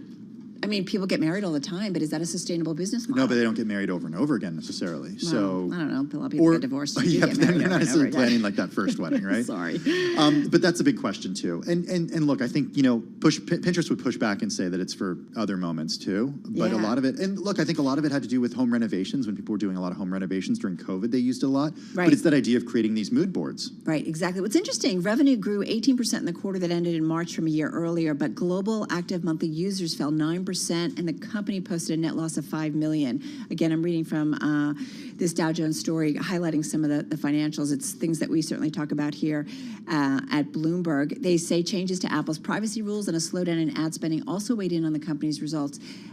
You know, that has had a major impact, right? The Apple privacy rules. Yeah, huge. On when it comes to ads and ad spending. Yeah, and because ad revenue. Apple doesn't allow other apps to track what you're doing when you're not in the app anymore. You have to opt in to do that. So a Right? big change to And I don't Apple. know It about really you, but hit I'm Meta like, platforms. nope, I don't Of want course, anybody. yeah, no way. Like, what do I get out of it? Well, you know? right now the stock's up 19%, so it caught investors' attention. Whenever an activist gets involved, we will look for more information about what Elliott wants to do. Snap also moving higher after the market closed, up 2.8% as a result of this. Yeah, It was I as mean, high as 5 earlier. It's the ad spending model, right? Yeah. And anyway, it'll be important during the earnings season to hear more about all of this. This is Bloomberg.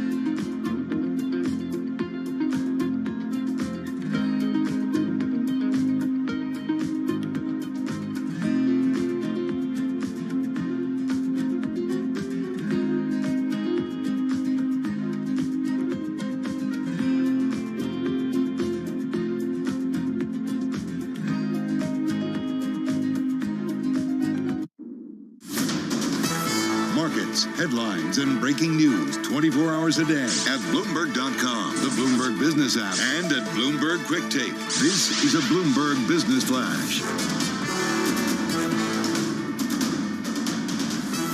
From Bloomberg World Headquarters, I'm Charlie Pellet. After hours, Pinterest shares now up by 13.6%.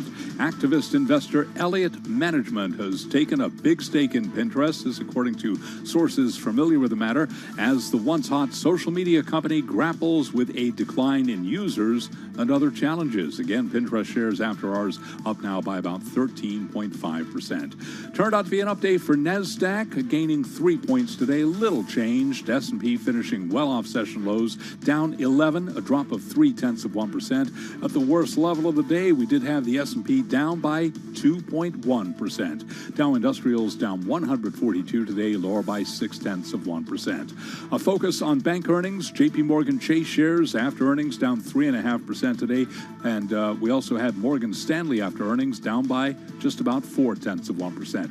On deck for tomorrow, Citigroup and Wells Fargo. 10-year yield 2.95%, 10-year down 6/32. The 2-year yield 3.13%. Spot gold down $26 the ounce, down 1.5% to $17.09. West Texas Intermediate crude oil up 0.2%, $96.45 a barrel. Recapping stocks end the day mixed. S&P down 11, a drop of 0.3%. And that is a Bloomberg Business Flash. All right, Charlie, thank you so much. Well, I feel like we are in the era of the ESG reckoning, as investment money has definitely poured in, and now investors are asking questions about transparency and whether ESG lives up to its name and promises of mission and performance, because it seems like on the latter it hasn't quite. Yeah, I like to do these mid-year check-ins that we're doing right now. Shaheen Contractor is environmental, social, and governance analyst for Bloomberg Intelligence. She was with us in Texas, and she's back here in the Bloomberg Interactive Brokers studio. Shaheen, how are you? I'm good. How are you doing? We're doing well. You know, it's funny because if we think about where we were with ESG a year ago, in an up market, it seems like it's a relatively easy thing to sell, right? This idea of doing well by doing good. But when the water goes out to sea and the boats are left exposed, how does ESG do? So, Tim, I think this year has been it's been very interesting when it comes to ESG. So performance has been challenged, and I think it's a lot to do with ESG funds, this overweighting to tech and underweighting to energy that's sort of taken it down.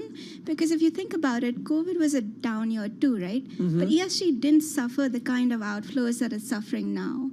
So it's very much the sector allocation that's throwing it off. Well, so do we expect this to continue in terms of this performance? Yes. Or underperformance? So yes, when it comes to these sector allocations, that's going to continue to challenge it.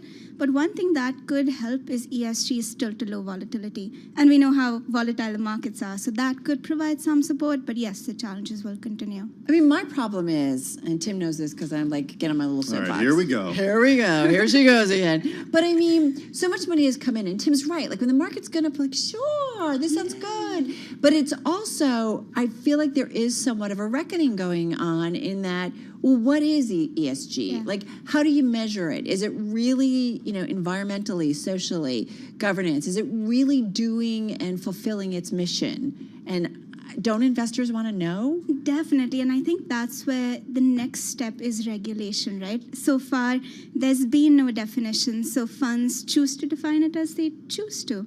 And regulation is really coming in with the SEC's fund disclosure, and that could really shape the market in two ways. So one, it could, make it lean and mean. It could shave off all the funds that don't meet regulatory requirements. Right. But it could also fuel growth in the long term, right? If a fund manager says, "Oh, I'm not going to be sued because my fund, doesn't really be transparent in terms of ESG," they're more likely to launch funds over the long term. It's more likely to be a competitive advantage, I think. Well, to Carol's question about what ESG is, I'm wondering if investors are starting to understand those different definitions of ESG or started to see past this veneer here. Especially with, Elon Musk weighing in a few months ago. I think that was a real pivotal moment because he was like, this is ridiculous that Tesla is not considered an ESG company, but major integrated oil companies are.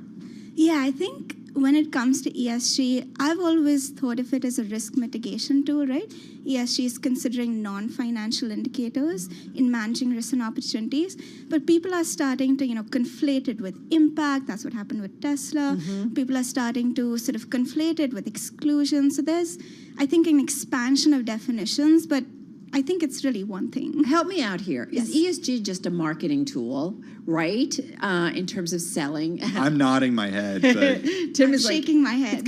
Well, but wait a minute. Or is it the world is ultimately going to move, and we are, whether it's the environment and carbon, your impact on the environment, it's going to cost you more in terms of regulatory oversight, right? We're moving in these directions. So is it a real thing that does make sense? Because there will be a financial cost if you don't hit it on some of these ESG metrics. So I'll give you an example. If you consider ESG to be sort of financial materiality, take a gold company, for example, Sibanye, for example.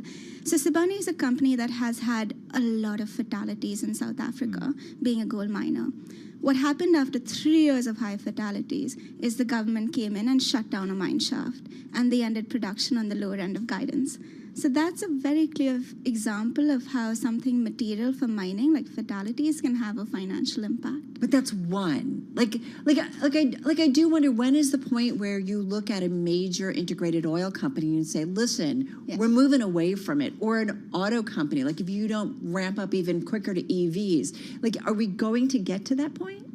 I think that's a good question. I think, again, when it comes to like sector-specific risks, it really drives down to materiality, if that makes sense. Okay. So if you think about EVs, that really is defined within regulatory environments and things like that. So while it differs, it will differ across countries, and I think that is really the challenge. Same for oil and gas. Same for everything that's more of a thematic lens. ESG marketing. Go ahead, Carol. I loved your response in your head.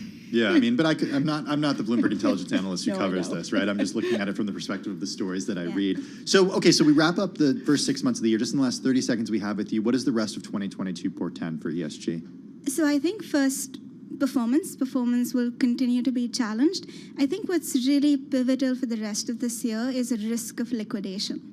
So we've seen this, at least for climate funds, we've seen this oversupply of funds that's now starting to test demand. And then as flows slow down, that creates a great combination of liquidation risk. And I think that's really pivotal for the rest of the year. So who's at risk? I mean, it's really climate funds. It's climate funds. Yeah, that's been this one to see oversupply risk, that in particular. So many fund launches over the last year. It's been too much. But ESG not going away? Nah. Nah. Says the ESG analyst for Bloomberg Intelligence. Job security.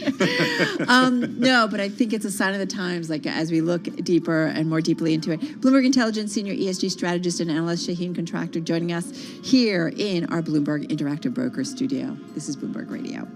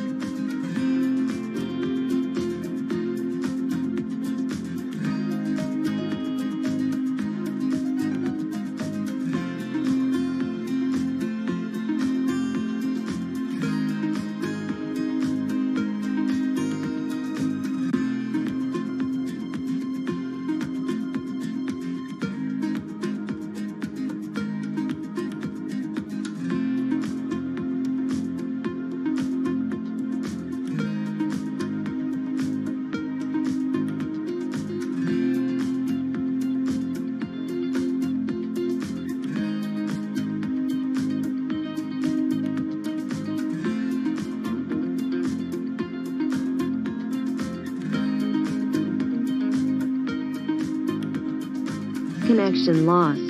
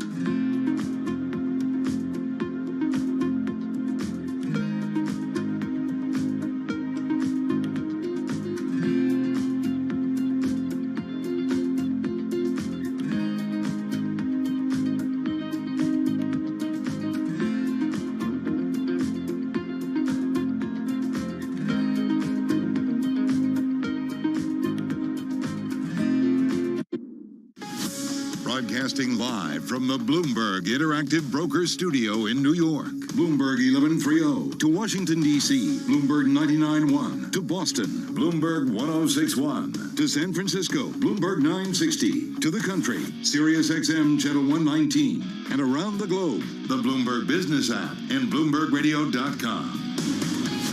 This is Bloomberg Business Week. All right, so we've covered big bank earnings. We've talked about the Fed. We talked about economic news. One other thing that's among our most read has to do with politics. Yeah, we're going to be talking to Mark Niquette, politics reporter for Bloomberg News, in just a second. He's going to talk all about Trump teasing 2024. He's on his way to Washington, D.C., President Trump. Yeah, he is indeed. First time in a long time. First up, though, let's get back to your top business stories. A lot of news after the closing bell. Here's Charlie Pellet. I thank you very much. Keeping an eye on Pinterest shares. Let us begin there. Activist investor Elliott Management said to have taken a big stake in Pinterest as the once hot social media company grapples with a decline in users and other challenges after hours. Pinterest shares are up by roughly 13%. The Dow, the S&P, NASDAQ today finished mixed. NASDAQ managed to eke out a 3-point gain today. The S&P was down 11, dropped there of 0.3%. The Dow down 142, lower by 0.5%. Worst level of the day, the S&P was down 80, down 2.1%. The S&P, though, finished with a loss of 0.3%. 10-year yield 2.95%. The 2-year yield 3.13%. Spot gold down $25 the ounce today to $17.10, a drop of 1.4%. West Texas Intermediate crude up 0.1%, 96.42 for a barrel of WTI. While as for the market backdrop, Walter Todd is Chief Investment Officer at Greenwood Capital. He was our guest right here on Bloomberg Business Week. I think there's still some digestion of that CPI report, and then the news coming out, or the headline that came out with the J.P. Morgan report that they're going to temporarily pause buybacks. I think that really kind of shocked the market because honestly, the Morgan Stanley and J.P. Morgan reports were somewhat similar, and the messaging from the CEOs was very similar. It's almost like they got in a room and decided what to say. J.P. Morgan Chase shares down 3.5%. Morgan Stanley shares down today by 0.4%. Tomorrow we hear from Citigroup and Wells Fargo. Citigroup down 3% today. Wells Fargo down by 0.8%. Adobe says online spending in the U.S. rose 8.5% to $11.9 billion during Amazon's 2-day Prime Day promotion, helping boost traffic on competing sites such as Walmart and Target that held their own sales. Recapping, stocks mixed. S&P down 11, down 0.3. I'm Charlie Pelleton. That is a Bloomberg Business Flash. All right, Charlie, appreciate that update. A lot going on this Thursday. Hey, we mentioned a lot going on, banks and all this other stuff that's among our most read. Another of our most read story on the Bloomberg has to do with former President Donald Trump going to Washington 18 months after leaving office. Will he run in 2024? What is his grip on the Republican Party? A lot of questions. Yeah, and to help us answer some of those questions is Mark Niquette, politics reporter for Bloomberg News. Mark joins us this afternoon on the phone from Columbus, Ohio. Mark, as you and our colleague Mario Parker write in a recent Bloomberg News story, July 25th is when the former president, heads to the 2-day America First Agenda Summit. Is it there that he announces a 2024 candidacy? No, I don't think it'll be there, but this will be his first trip back to Washington since he left on January 20th, 2021, right before Joe Biden was inaugurated. And it's sort of increasing the talk that he is planning to announce his presidential run in 2024 before the midterms. He had been saying that he likely would announce a decision after the midterms, but increasingly there's talk that he might want to announce early. I love this line in your story and your reporting. While he still leads in polls of possible Republican presidential candidates, he remains broadly unpopular. Being unpopular doesn't matter if you go to the polls and you're the candidate? Well, there's popular in the Republican Party and popular in the Democratic Party, or unpopular. The polls show he's overwhelmingly popular in Republican circles, and the thought is he would be sort of start as the likely favorite to get the Republican nomination in the Republican primaries, particularly if there's a crowded field. If there's a lot of people running, like there were in 2016, he could win with a small slice of the vote, sort of the core base support of folks who would vote for Trump no matter what, and still get the nomination with the vote divided up. What are the pros and cons of announcing ahead of the midterm elections here? The pros for Republicans and the cons for Republicans, and for President Trump as well. Yeah, I think former President Trump is looking at, possibly freezing the field, that if he got in early, that would keep some other folks like Vice President Mike Pence, former Vice President Mike Pence, Senator Tom Cotton, and some other folks who are thinking about running, sort of freeze them or keep them from jumping in the race. I'm not sure that would happen, but, there might be one impact of Trump getting out early. Sort of the fear, though, is if he does get in early, Republicans want to run in the midterm election races on high inflation, rising gas prices, take advantage of Joe Biden's falling popularity ratings. And if Donald Trump gets in the race early, ahead of the midterms, that could give Democrats a chance to try and pin their opponents to Donald Trump, or make him the issue in the campaign, or at least distract from the issues that Republicans think are very favorable for them to run on in the midterms. Mark, we are living, as I don't need to tell you, in really kind of interesting times, odd times. I mean, here you have, essentially the former president, maybe making another run. At the same time, you've got the House committee continuing to investigate his role in the Capitol insurrection. How does any of that matter against what he might do going forward? It's kind of an interesting juxtaposition, because he will be arriving in D.C. and speaking in D.C. The week after the committee holds its latest committee hearing on the January 6th insurrection. And it is sort of still, one of the elements that's hanging out there is what is going to be the impact of these hearings and on Donald Trump's role in the insurrection. We know that there's multiple investigations going on that could lead to potentially charges, and I think it's still being sorted out, what the impact will be on Donald Trump politically of these hearings. There's some thought, and you're starting to see it show up in polling, that it has hurt him politically, and at least is getting through to people who may have had their doubts about Donald Trump. They might like him, they might like his policies, but they might like to have a candidate who supports those policies but doesn't have the same political baggage, somebody like Florida Governor Ron DeSantis. All right, so political baggage, and then there's also a war chest. How much money, though, does Trump have that makes him a real player? And just got about 30, 40 seconds here, just quickly.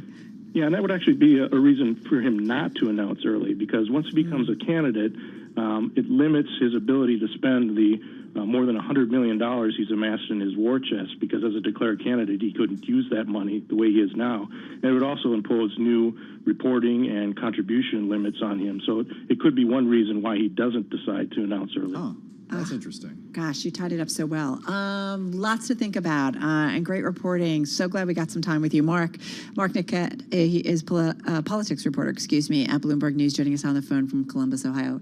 Yeah, I have to forget about that, right? It changes if you declare yourself a candidate. Yeah, it does. It was interesting because he declared himself a candidate for running again, right when he won in 2016.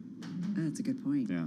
All right, you are listening to Bloomberg Business Week. Carol Massar, Tim Stanivek. Right now, it's off to Nancy Lyons in D.C. Hey, Nance. Thanks, Carol. Ivana Trump has passed away. She was Donald Trump's first wife. Her family is confirming her death in a statement this afternoon.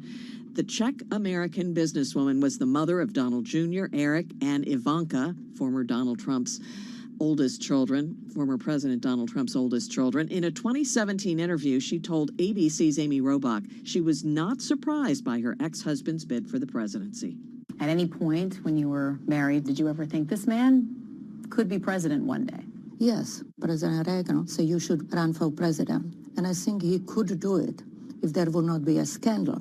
Ivana Trump was married to the former president from 1977 until they finalized their divorce in 1992. She was 73.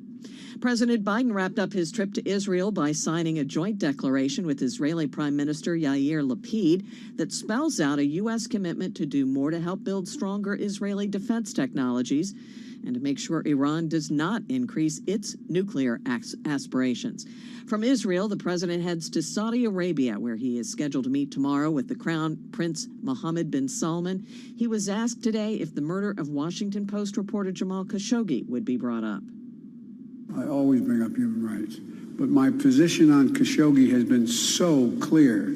If anyone doesn't understand it in Saudi Arabia or anywhere else, then they haven't been around for a while. During Biden's campaign, he said the Saudi government should be a pariah for the death of Khashoggi and for its human rights record. Global news 24 hours a day, on air and on Bloomberg Quick Take, powered by more than 2,700 journalists and analysts in more than 120 countries.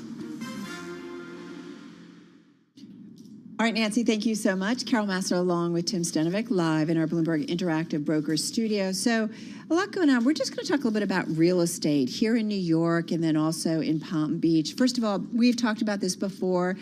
Ken Griffin, Citadel, planning to open a Palm Beach office, taking over the former Neiman Marcus department store building on the Florida town's main shopping street. We've talked about, right, the increase in many well-known members of the financial community moving to Florida, and we've talked about Citadel leaving Chicago, right? Leaving Illinois. I can't believe I said that. Illinois and heading to Florida. Thank you. You caught yourself. The Worth Avenue office will serve employees who live in Palm Beach, according to people familiar with the plans. The town is about 70 miles north of Miami. Citadel's new headquarters, where Griffin will work. A spokesperson for the firm declined to comment. Yeah, but over the past several years, Citadel has been shifting its center of operations out of Chicago, which has been its home since the firm's founding back in 1990. Griffin, 53, has been a vocal critic of the city's elevated crime rate and Illinois' high taxes. Palm Beach, very familiar to Griffin. He's got a personal fortune of $28.9 billion and has spent at least $350 million snapping up property in Palm Beach over the past decade. It'll be good for taxes. Wow. His taxes. Wow, that's a lot. Yeah. That's a lot of stuff. It is. In Florida. Hey, let's talk about New York City, because yeah. we're also seeing a lot of real estate stories come from where we are. Billionaire Zara owner is buying a luxury building here in New York. We're talking about Amancio Ortega, the billionaire founder of the Zara clothing chain, has agreed to buy New York's 19 Dutch apartment building. Interesting. Reached an accord to acquire the 64-floor luxury apartment complex for about $500 billion. $500 million. $500 million. Oh, yeah, $500 million. Sorry, that would have been some kind of, thinking ahead here. So $500 million, according to details published by the trade publication The Real Deal and confirmed by a spokesperson for Ortega. Building was sold by Carmel Partners. It's the iconic gold-clad tower in Canada. He bought that, the firm that he runs, from Oxford Properties recently, too. Some of the rich making some big purchases.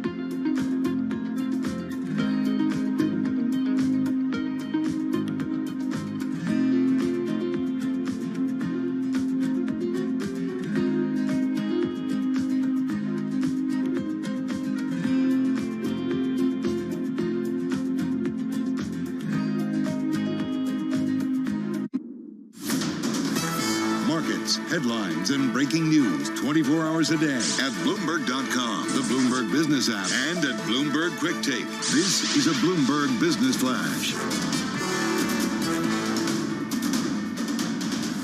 From Bloomberg World Headquarters, I'm Charlie Pellet. We're continuing to keep an eye on Pinterest shares. After hours are now up by about 13%.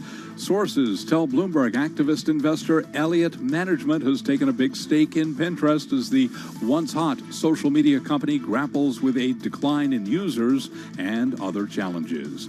Turned out to be a mixed Thursday today. We had stocks bouncing off lows as comments from Federal Reserve officials brought some relief to investors worried that a more aggressive pace of hikes could trigger a recession.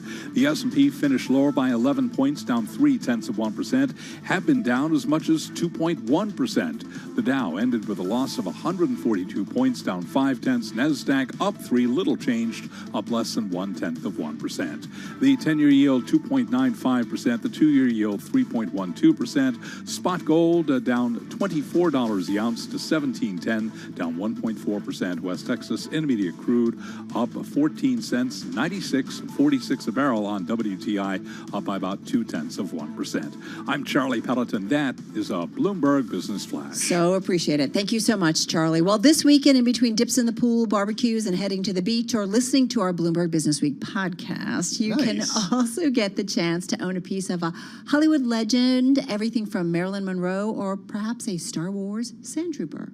Stormtrooper, Carol. I know. Yeah. Is it Stormtrooper or Stormtrooper? It's a Stormtrooper. Obviously, I thought the website actually said Sand Trooper. Oh, really? Okay, well, let's get into it with Martin Nolan, Executive Director and Chief Financial Officer at Julian's Auctions. He joins us via Zoom from Beverly Hills.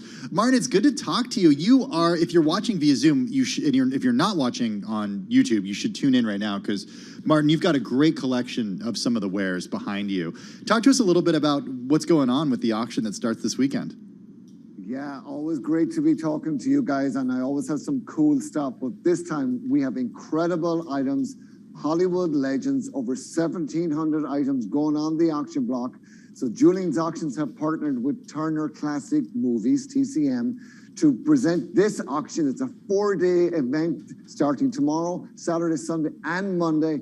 Something for everyone. So it's incredible items. You can see Marilyn Monroe, James Garner, you have Star Wars, The Avengers, Thor, Elizabeth Taylor, Lucille Ball, and on and on. It's an incredible auction. Okay, I owe Carol an apology here. Okay? The whole control Everyone room does. owes me an apology. So the helmet is believed to have been one of the original 6 Sand Trooper helmets made for the 1977 blockbuster film that began the Star Wars phenomenon. So it's a Stormtrooper helmet, but it's part of the Sand Trooper. It's a Sand Trooper. You should have seen Julian, all the guys like in the control room, like, oh my God, Masser, she's such a girl. She didn't get it right. I love Star Wars, grew up with it. Go ahead, Julian. Star Wars 4, incredible, and New Hope. And yes, we believe that to be one of the 6 Sand Troopers. In fact, we think it's the third guy on the left escorting Princess Leia when she encounters Darth Vader. Takes you back to 1977, the start of that franchise we all came to know and love. So that's an incredible piece. In fact, you guys always have expensive taste. That is the most expensive item in the auction. Estimated 300,000, and that's conservative. Wow, that's what I wanted to ask you. I mean, the items likely to go the most. All right, so that is one of them. I also think about anytime you put something out there that's got any tie back to Marilyn Monroe, that seems to get a lot of interest. But you're the expert. Tell me what else that people are probably going to bid up big time. Yeah, so of course, Marilyn, highly collectible. We have those outfits she wore with Jane Russell, the leotards, and Gentlemen Prefer Blondes. We have that dress she wore when there's no business like Show Business movie, 1954. We have scripts, other items of clothing and shoes and personal items, over 100 Marilyn Monroe items in this auction. But Elizabeth Taylor is well represented with fashion and jewelry. Of course, she was known for her love of jewelry, and we have some really nice pieces of jewelry from Elizabeth Taylor. But again, Harry Potter is represented as such a successful franchise. Yeah. And, you know, we have Nimbus 2001, we have the Elder Wand, we have one of the capes for one of the kids at the school. We have the acceptance letter with the actual wax on it. That's incredible, estimated 8,000 to 10,000. So again, a very diverse auction with the estate of James Garner starting off on Friday, and then we continue on for Ladies' Day on Saturday with all of the greats, and then Sunday will be the hero props.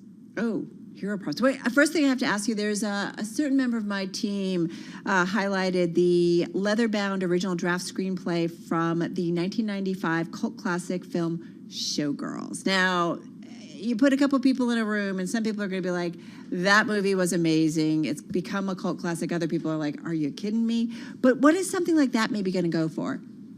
Yeah, so that's a great piece signed by Joe Esterhaus, who actually wrote it and in fact typed it on his Olivetti typewriter using the middle finger, 2 middle fingers, typed that whole thing. He also wrote Basic Instincts, of course, the script, the leather-bound script, estimated 20 to 30,000. The typewriter, that original typewriter, estimated 10 to 20,000. It comes with an NFT with audio of Joe actually talking about it and talking why he liked the manual typewriter. Even though it was written in the 90s, our computer era was here, electric typewriters were certainly here, but he still preferred that manual click, click with the middle fingers. Great piece of our pop culture history, and you can own it today. Hey, Martin, I'm wondering about how anticipated demand is. I mean, if you and I were speaking a year ago, it would certainly be a different conversation because of the economic outlook and what we've heard from some of the big banks and what we've seen happen over the last 6-7 months in the U.S. equity markets with trillions of dollars being destroyed. I'm wondering how you anticipate that to affect appetite for some of these items. That's a great question, and we've seen an absolute surge in demand for these particular items. What people are doing is cashing out of the stock market, out of investments, even sometimes NFTs or cryptocurrency, things they can't see, and they're putting the money into items that we have, the cool factor, you know, the Thor hammer or the Avengers shield or Harry Potter items, whatever it is. They want to have something they can see and touch and talk about, and very likely in years to come will appreciate in value. So there's two sides to that. The beauty about, you know, when there is a sort of a downturn and people need liquidity, that's what auctions do. We create liquidity. We bring buyers and sellers together. So the sellers might be in a situation where they have items that they wouldn't normally intend to sell, but they're feeling a bit of a cash crunch, and so they come to us to sell their items. And the people that are buying this stuff, they have the disposable income. We're selling stuff that nobody actually needs.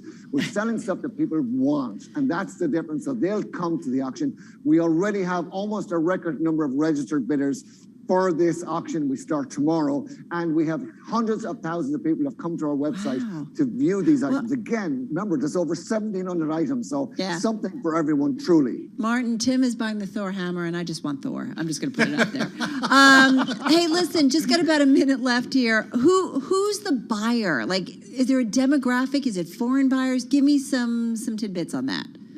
Yeah, so it's global because people can go to julianslive.com and be a part of this auction no matter where they are in the world. See and hear the auctioneer with amazing technology. Click those buttons. Bid against people bidding here in the room in Beverly Hills or on the phone. Museums love these items. These are cool factors that people want to come and see.